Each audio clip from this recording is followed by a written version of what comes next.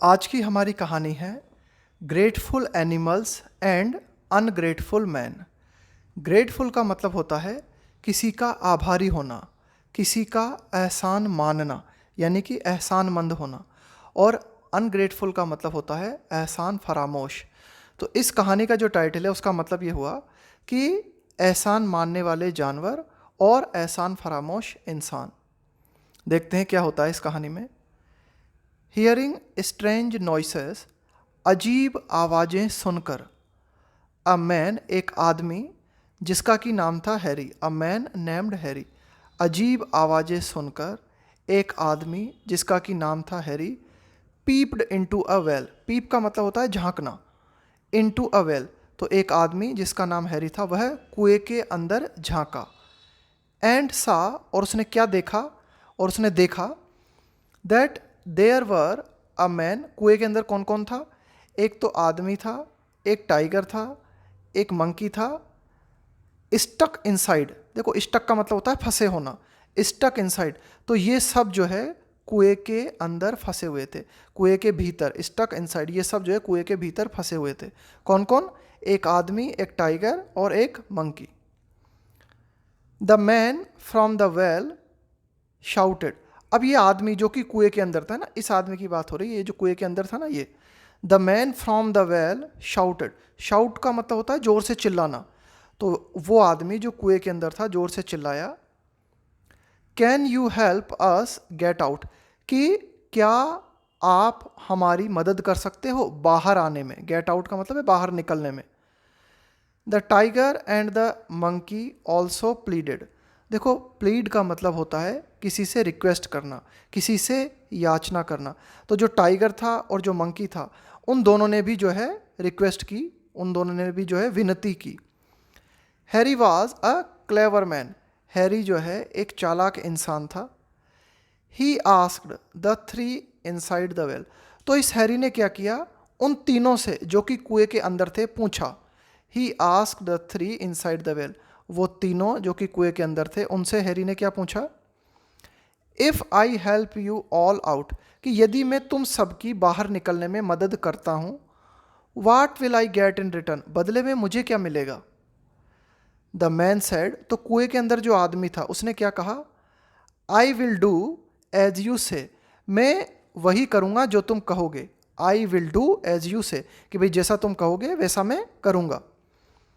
The tiger said, tiger ने क्या कहा, I will help you in time of need, कि मैं ज़रूरत के वक्त तुम्हारी मदद करूँगा।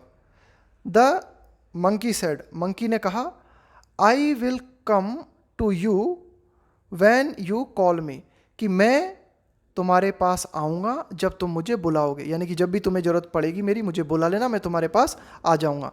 ये कहा मंकी ने। ये देखो बेचारे तीनों के तीनों फंसे हुए हैं अंदर, है ना। ये टाइगर रहा, ये मंकी रहा और ये आदमी रहा। इसके बाद में क्या हुआ, when they all came out. अब इसके बाद में क्या किया, हैरी ने तीनों को बाहर निकाल दिया। और जब तीनों बाहर आ गए, when they all came out, only the tiger and the monkey thanked Harry for saving them. सिर्फ मंकी ने और टाइगर ने हैरी को जान बचाने के लिए धन्यवाद दिया, है ना। Thanked Harry for saving them, कि भाई बचाने के लिए जो है धन्यवाद दिया। किन किन ने? टाइगर ने और मंकी ने हैरी का धन्यवाद किया। But the man did not, लेकिन ये जो कुएं के अंदर जो आदमी था इसने हैरी को थैंक यू नहीं बोला, इसने हैरी को धन्यवाद नहीं दिया। ही सेड टू हैरी, और ये जो कुएं के अंदर वाला आदमी था ना, इसने हैरी से क्या कहा, he said to Harry, I could have come out myself. देखो could plus have plus V3, इसका मतलब है जैसे मान लो मैं बोलूँ I could have stolen your purse, इसका मतलब हुआ मैं तुम्हारा पर्स चुरा सकता था। यानी कि कोई व्यक्ति पास्ट में कुछ कर सकता था, उसके लिए हम लगाते हैं could plus have plus V3। तो ये जो व्यक्ति आप देख रहे हो, ये कुएं के अंदर जो व्यक्ति था, इसने क्या कहा, आई could have come out my self, मैं स्वयं बाहर आ सकता था। But I was only testing, लेकिन मैं सिर्फ टेस्ट कर रहा था, मैं तो तुम्हारी परीक्षा ले रहा था। इफ़ यू वुड हेल्प और नॉट, कि क्या तुम मदद करोगे या नहीं। तो मैं तो सिर्फ देख रहा था, मैं तो स्वयं भी बाहर आ सकता था।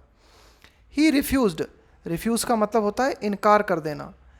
To thank Harry for helping him, और ये जो कुएं के अंदर वाला आदमी था, इसने हैरी को थैंक यू बोलने से मना कर दिया। He refuse to thank Harry for helping him, यानी कि हैरी ने मदद की थी इन लोगों की, लेकिन फिर भी इस व्यक्ति ने हैरी को थैंक यू बोलने से इनकार कर दिया। यानी कि जो व्यक्ति था कुएं के अंदर वाला, वह एहसान फरामोश निकला।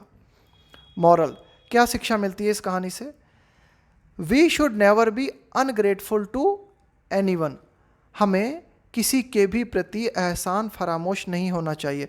यानी कि यदि कोई हमारी मदद करता है तो हमें उसका आभार मानना चाहिए, हमें उसका एहसानमंद होना चाहिए।